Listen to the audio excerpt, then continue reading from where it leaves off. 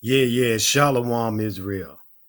No doubt we're gonna put in a little work right here. Now uh I know many of you may be saying, man, we done had enough. We don't need no more on these goddamn Mexicans. I hope that's the case.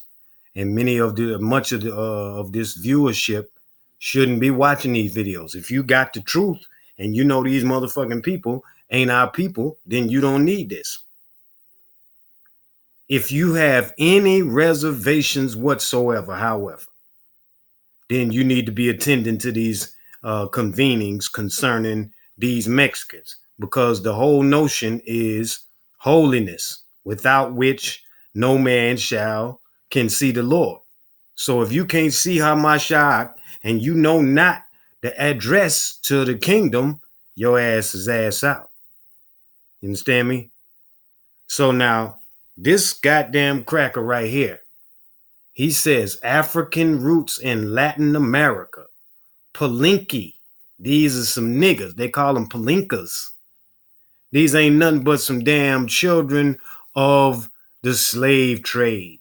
You understand? Who went on ships over into this South America, down in Colombia. And the cracker gonna get into it and let you know what's happening. Let these camp niggas hear some more shit. All right, because we still trying to save that one sheep.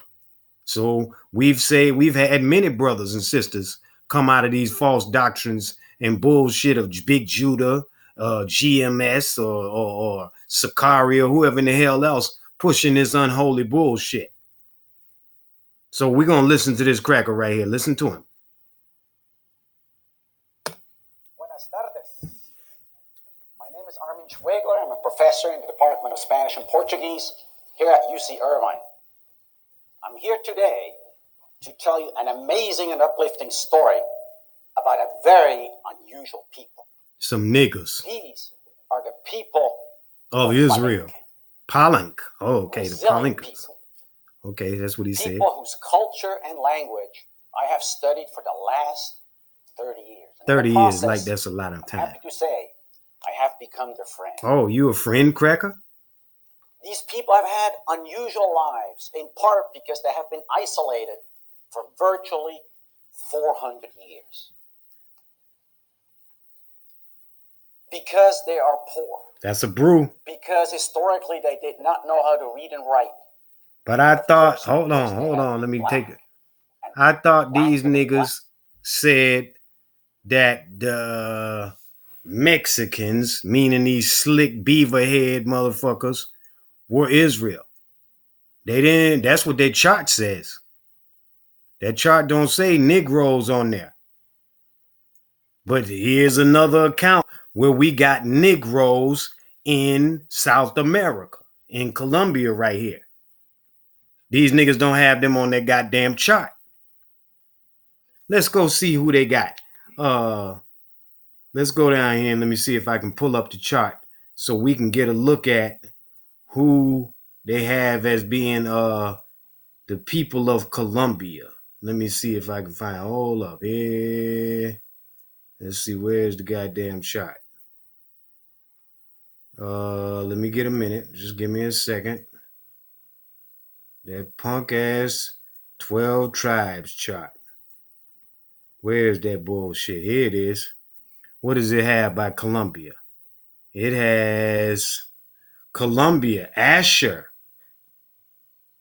the Incas. This what this stinking ass chart says.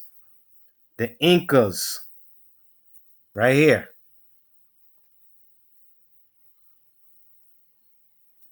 Says Asher, Colombia to Uruguay. Incas. So now you trying to tell me that Incas and niggas is the same? Okay, but ain't no thing. By words, we know what's up. These people right here called the Palincas. And they some niggas. They ain't on that goddamn chart. Let's go. Black within their own country. Nobody has written down their official history. And worse still, even the palenqueros themselves do not recall where they came from in Africa and who founded their village. Listen to that. Ed Cracker just said they do not to this day still remember where they came from. Okay. Let's just listen.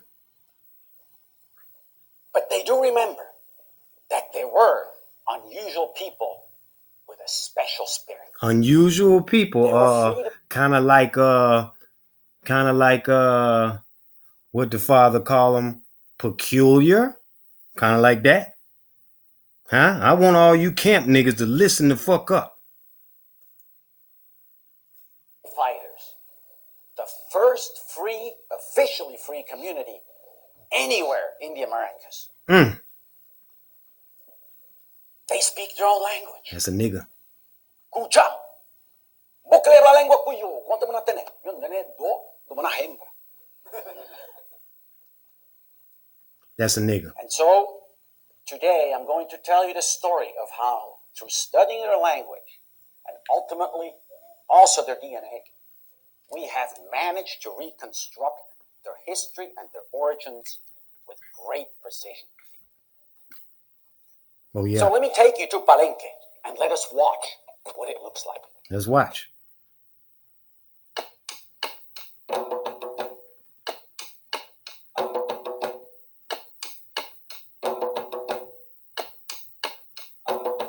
San Basilio di Palenque.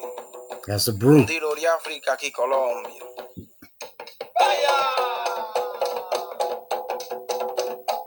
Ya sendari Palenque, to su tu eri vostro colo. Espíritu y tierra a mí, a sendari chamuquina. Su tu hace vostro colo, potocusa lo que tata, deja susto. Muemequiro, lumbalú y chitiao. Ya senda, ribotro colo.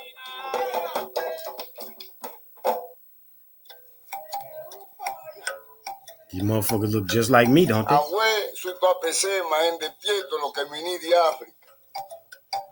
Look at that skull shape. Only skull shape on the face of the earth. We're going to get into that. Look at bro.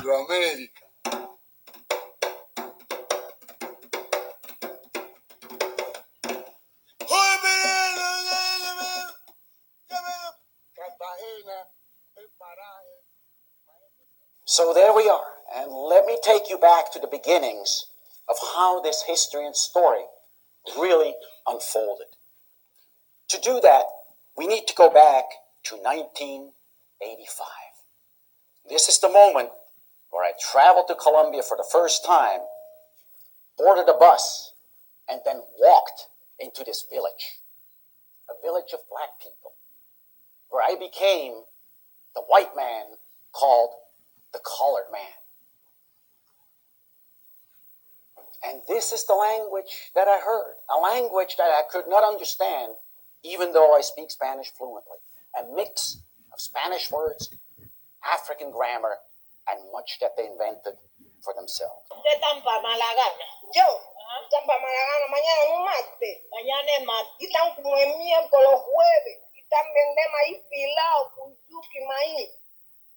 So there I was in this village. No electricity, no running water. And yet, beautiful people, full of spirit, speaking and celebrating their culture and their language. But it was life in isolation. A life where they could preserve African customs, their own speech. But they were bilingual and have been bilingual for centuries. So they were acquainted with the outside world to a fair extent.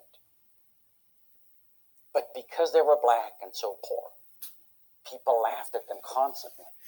Reproach. They were ashamed to speak their tongue. And half of the population had already given it up when I arrived there. But it was a little Africa in the Americas. And in this context, Jacob and Esau. my friend Victor, that you can see here, and I, and the rest of the community, always wondered, where did these people really come from?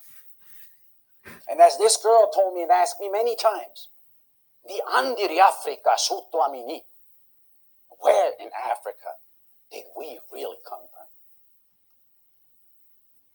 But this search for African origins, as you can imagine, seemed rather hopeless. And let me explain to you here in a couple of minutes why it seemed so daunting to find this out. For one, you're all aware, of course, that the slave trade was a huge undertaking Slave that trade. lasted roughly 400 years. There is now a new dynamic map on the internet that I encourage you to visit, and let me explain how it works. On that map, you see dots, and each dot represents a ship of 3 to 4 to 500 slaves. The life expectancy on the ship, as you'll see in a minute, was short. But the life expectancy for these slaves, once they had landed in the Americas, was no more than 2 to 3 years. So keep that in mind as you watch this map evolve and move as the dots go from Africa to the New World. Every dot represents, in a modern sense, a jumbo jet falling out of the sky. 20,000 ships you will see fly across the screen compressed into less than a minute.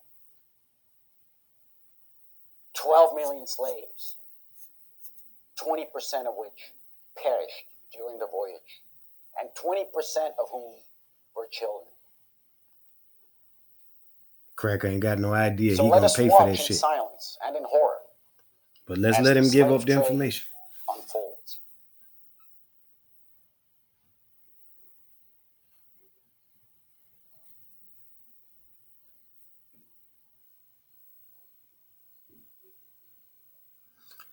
All these dots they flashing to show all these boat trips from over in Africa, over wherever in the hell we was at.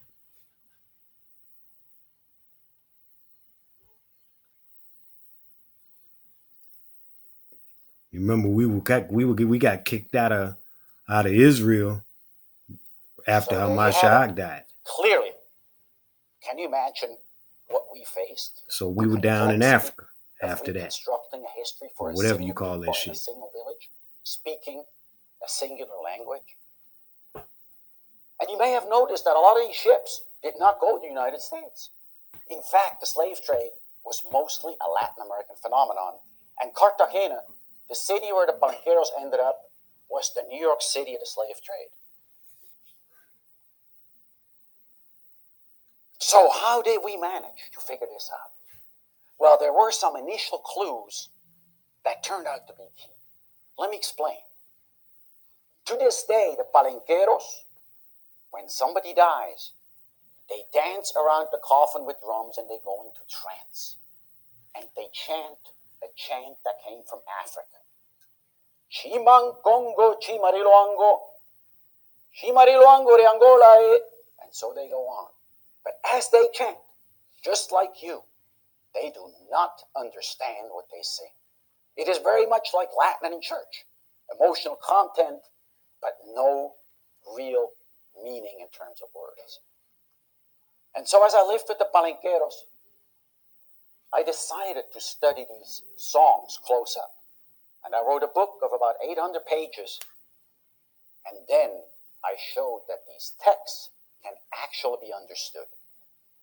And here's what that song says. From the Congo people I am, from the people of Luango. So hold on. That nigga right here, that's a Negro. As you see, that's a Negro. Do we look like